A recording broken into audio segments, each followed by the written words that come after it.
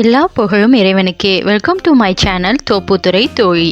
இப்போ நம்ம பார்க்க போகிற ரெசிபி ஒரு சூப்பரான டேஸ்டியான ஹெல்த்தியான ஸ்வீட் கார்ன் சூப்பு தாங்க நம்ம இப்போ பார்க்க போகிறோம். வாங்க எப்படி செய்யலாங்கிறத பார்க்கலாம். அதற்கு முன்னாடி தேவையான பொருட்களை பார்க்கலாங்க. ஸ்வீட் கார்ன் அரை கப் எடுத்திருக்கேன். 1/4 கப்பு ஒன்று எடுத்திருக்கேன். 1/4 கப்பை நல்லா பேஸ்ட்டாக அரைச்சி எடுத்து வச்சுக்கோங்க. பெரிய வெங்காயம் 1, இதை சின்ன சின்ன பீஸாக கட் பண்ணி வச்சுக்கோங்க. பீன்ஸ் அரை கப், இதையும் சின்ன பீஸாக கட் பண்ணிக்கோங்க. கேரட் 1, இதையும் நைஸாக கட் பண்ணி வச்சுக்கோங்க. பச்சை மிளகாய் 1, இஞ்சி பூண்டு விழுது 1 டீஸ்பூன், வினிகர் 1 டீஸ்பூன், வெள்ளை மிளகு 1 டேபிள் ஸ்பூன். நான் வெள்ளை மிளகு எடுத்திருக்கேன், உங்ககிட்ட இல்லைன்னா கருப்பு மிளகு யூஸ் பண்ணிக்கோங்க. சோள மாவு 1 table spoon, butter 1 table spoon, spring onion 1 table spoon எடுத்திருக்கேன். நீங்கள் இது இல்லைன்னா மல்லித்தலை கூட யூஸ் பண்ணிக்கலாங்க. சால்ட் தேவைக்கு ஏற்ப. வாங்க எப்படி செய்யலாங்கிறத பார்க்கலாம். இப்போ ஸ்டவ் ஆன் பண்ணி ஒரு பேன் எடுத்து வச்சுக்கோங்க.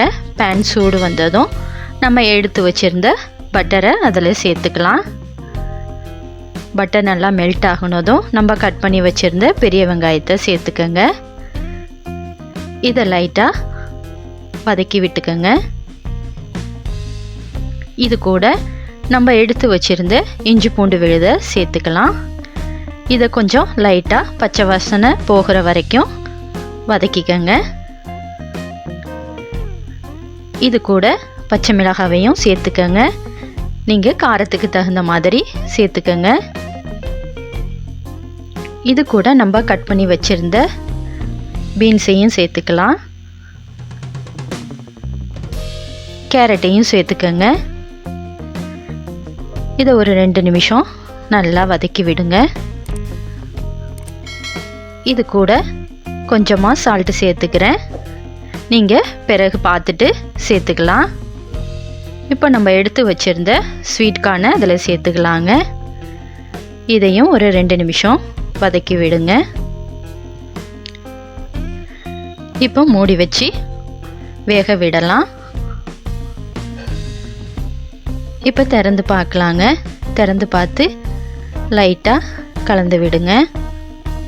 இப்போ இது கூட நம்ம அரைச்சி வச்சுருந்த ஸ்வீட் கார்னை சேர்த்துக்கலாம். இது சேர்க்குறதுனால கொஞ்சமாக திக்னஸ் கிடைக்கும், உங்களுக்கு டேஸ்ட்டும் நல்லா இருக்குங்க. இது கூட நம்ம எடுத்து வச்சுருந்த வெள்ளை மிளகை பாதியை மட்டும் சேர்த்துக்கோங்க. மீதியை லாஸ்ட்டாக சேர்த்துக்கலாம்.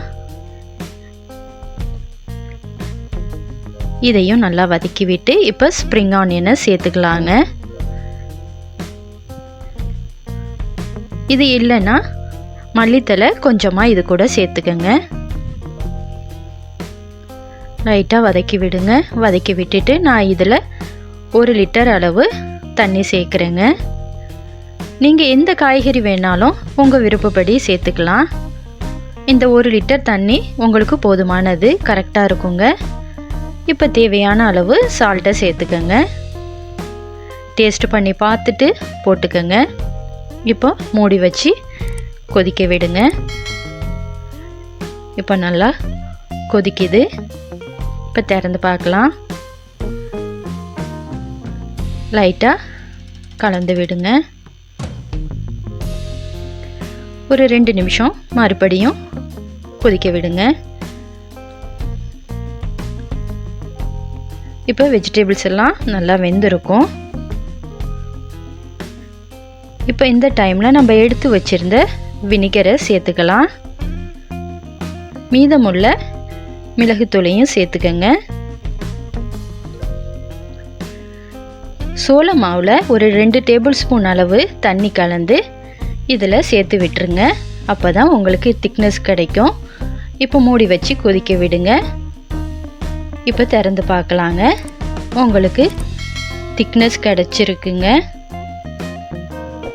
சூப்பராகவும் நம்மளுடைய ஸ்வீட் கார்ன் சூப் ரெடி ஆகிடுச்சு. இந்த மழை நேரத்துக்கு உங்களுக்கு இந்த சூப் ரொம்ப நல்லதுங்க. குழந்தைங்கள்லேருந்து பெரியவங்க வரைக்கும் சாப்பிட்லாம். நீங்களும் ஃபேமிலியோட என்ஜாய் பண்ணி சாப்பிடுங்க.